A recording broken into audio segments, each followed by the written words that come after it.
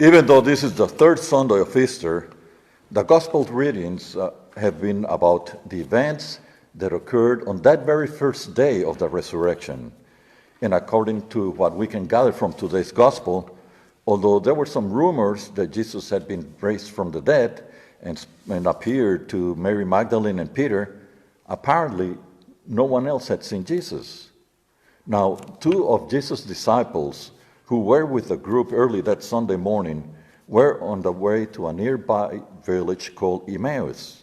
And the trip by foot probably was about 2 to 3 hours long.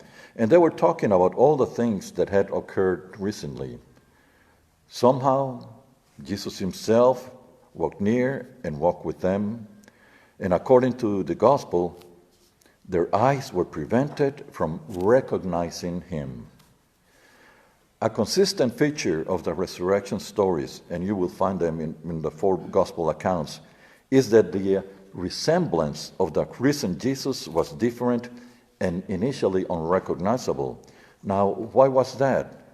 Perhaps was it due to their preconceived idea of what Jesus should look like? We need to remember that these disciples were discouraged, disillusioned, and afraid. All they could think of was about the death of Jesus and the fear that their Jewish leaders may catch up with them and put them to the cross also. Their dreams about a victorious Jesus were shattered and had given up hope. They simply could not recognize or accept a risen Jesus. But then, do we really recognize Jesus today? Who is really Jesus to me? And how do we recognize his presence among us? Well, the answer to these questions will come a little bit later in my homily, so please stay awake. Now, back to the road to Emmaus. Jesus asked them, "What are you discussing along the way?" They looked at him in shock and say, "Hey, are you the only guy around here who has not heard about what has been going on these past few days here in Jerusalem? Where have you been?" Oh, and how I wish that Jesus would have answered them, "Well, in these past few days, I was betrayed, I was tortured, I was nailed on the cross, and I was buried in a cave. But this morning I was raised." And even though they had walked with Jesus for several hours along this way in the road to Emmaus, the gospel tells us that their hearts were burning inside as they listened to Jesus along their journey to Emmaus. And this makes me think that perhaps this is what life is all about, a journey. And we are all in this journey. But the good thing is that we don't have to journey alone. We can journey with Christ, and we can journey with our family and friends. And this makes it a lot easier when we encounter stumbling blocks along the way. You know, we can say that at the Last Supper, the Eucharist was instituted as well as a priesthood. And we can say that at Pentecost, the church was born. But I would like to suggest that on that journey to Emmaus, a real Mass was celebrated with the liturgy of the Word along the way as Jesus opened the Scriptures to them, and with the liturgy of the Eucharist when they finally recognized Jesus in the breaking of the bread. So it seems that the central message of today's gospel is about recognizing the risen Jesus. So how do we recognize Jesus today? Well, we can recognize him in the Scriptures, we can recognize him in the Eucharist, and we can recognize him among us. Today's gospel says, "Beginning with Moses and the prophets, Jesus interpreted to them all that referred to him in the Scriptures." From hindsight, we have an advantage over the disciples in that we have knowledge of not only the Old Testament, but the New Testament as well, the entire Bible, the whole story of our salvation.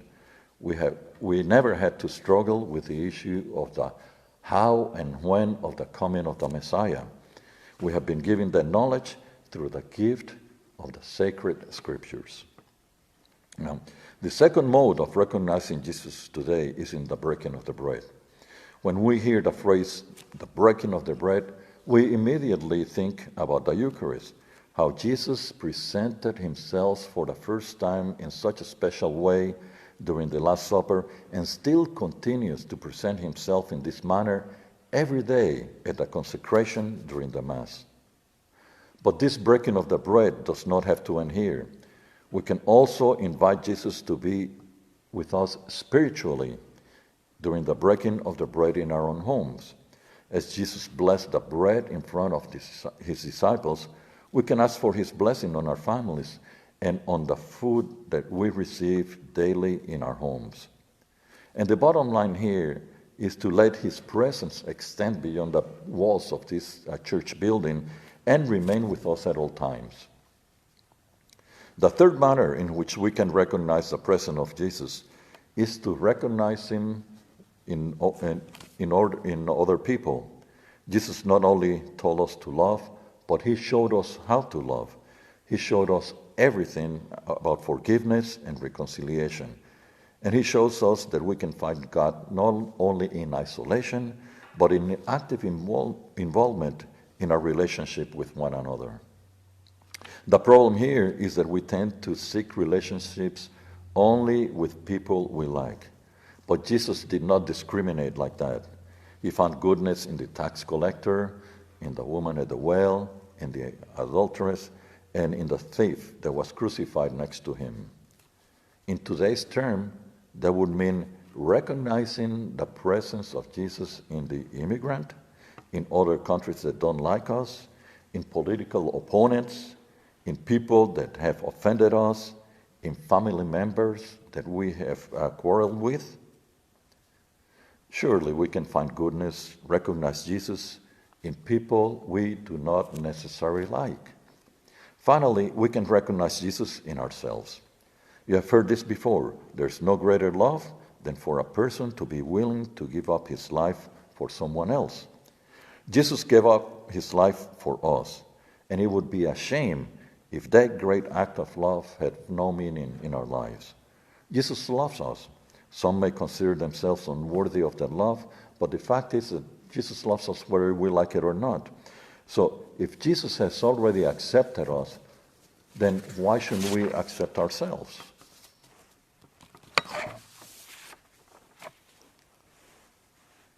El Evangelio de hoy nos recuenta que dos de los discípulos de Jesús que estaban con el resto del grupo temprano en la mañana de la resurrección iban de camino a un pueblo llamado Emaús.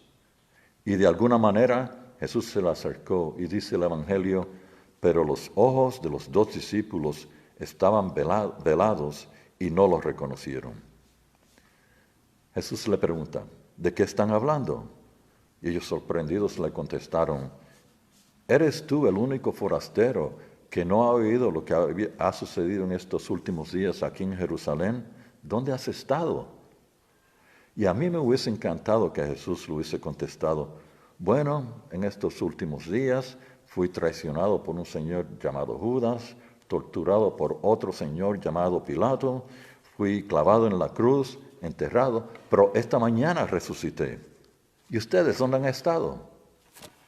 Y no fue hasta cuando Jesús tomó el pan, pronunció la bendición, lo partió y se lo dio, que por fin ellos lo reconocieron.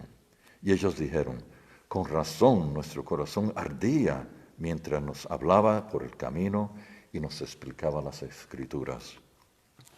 Así es que me parece que el mensaje central del Evangelio de hoy se trata de cómo reconocer a Jesús hoy en día. Bueno, podemos reconocer a Jesús en las Sagradas Escrituras, lo podemos reconocer en la Eucaristía, pero también lo podemos reconocer en otras personas y lo podemos reconocer su presencia en nuestro corazón. Estoy seguro de que han oído, no hay amor tan grande para que una persona esté dispuesta a dar su vida por otra persona. Jesús entregó su vida por nosotros y sería vergonzoso si ese acto de amor tan grande no tuviera significado en nuestras vidas. Jesús nos ama. Algunos no se consideran dignos de ese amor. El hecho es de que Jesús nos ama, nos guste o no nos guste. Así es que no seamos duros con nosotros mismos, sino suave, como Jesús es suave. Miren, está bien ser imperfecto. Sabemos que estamos limitados en muchas maneras. Está bien si fallamos siempre y cuando estamos dispuestos a corregirnos. Jesús está profundamente dentro de nosotros, esperando una invitación para encender un fuego en nuestro corazón y cambiar nuestras vidas. Jesús está bien vivo en esta parroquia. Todo depende de nosotros en reconocer su presencia donde quiera que esté. Puede ser en las Sagradas Escrituras, en la Eucaristía, en otras personas y en nuestro corazón. You know, it's okay to be imperfect. We're limited in so many ways. And it's okay to fail if we're willing to get up again. So let's look deeply in ourselves and find that Jesus is really within us, waiting for an invitation to rekindle our hearts and change our lives. Jesus is very much alive and well in our parish, so it is up to us to recognize him wherever he may be, in the scriptures, in the Eucharist, in others, and in our hearts.